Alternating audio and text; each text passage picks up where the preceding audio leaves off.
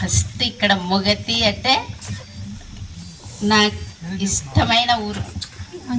ఎందుకంటే ఫస్ట్ ఇక్కడే నేను ఫస్ట్ అపాయింట్మెంట్ భయంగా ఇక్కడ నేను ఈ స్కూల్లో జాయిన్ అయినటువంటి పరిస్థితి ఎట్లుంటుందో ఏమో, ఈ ఊరు ఇక్కడ పరిస్థితి ఎట్లుంటుందో అని ఫస్ట్ ఇక్కడ స్కూల్లోకి వచ్చినప్పుడే మాకు సారు సుధాకర్ సారు ఇంతకు ముందే తెలుసు, వాళ్ళ చెల్లెలు మా క్లాస్మేట్.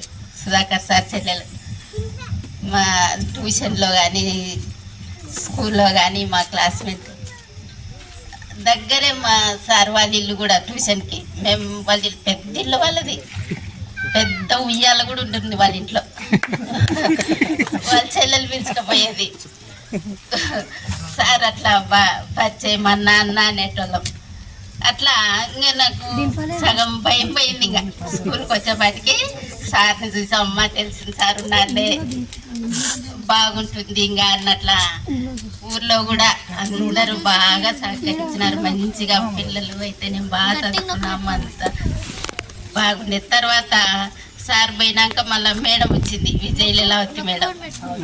ఆమె కూడా చాలా బాగా ఇంకా ఒక ఫ్యామిలీ లాగా, ఒక తల్లి లాగా చూసుకుంది నన్ను. అయితే స్కూల్లో పిల్లలతో కానీ అంతా చాలా బాగుండేది. తర్వాత రామన్న సార్ కూడా వాళ్ళ చెల్లెలు మా క్లాస్మేట్. రామన్న సార్ చెల్లెలు కూడా అట్లా సార్ కూడా బాగా అలవాటు. తర్వాత సార్ వాళ్ళు వచ్చినారు, అప్పుడు భయం వేసింది మళ్ళీ నాకు. ఎందుకంటే పెద్ద సార్ వాళ్ళు హై స్కూల్ నుంచి వచ్చినారు. అప్పుడు హై స్కూల్ టీచర్లు అంటే కొంచెం ఎలిమెంటరీ స్కూల్ లాగా కాదు. హై స్కూల్ టీచర్లు అంటే కొంచెం భయంగా ఉండేది. వాళ్ళు డిగ్నిఫైడ్గా, వాళ్ళ స్టైలే వేరు. అదే ఒక మంచి పెద్ద స్కూల్, గవర్నమెంట్ హై స్కూల్లో చేసి వచ్చినాడు సారు.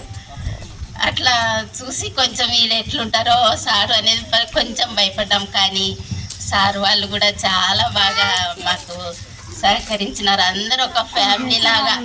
సార్ వాళ్ళు వచ్చినప్పుడు ఎవరు ఈరన్న సారు, తర్వాత జానకి మేడము, ఉమా మేడము, ఒక ఫ్యామిలీ మెంబర్స్ లాగా ఉండేటోళ్ళము.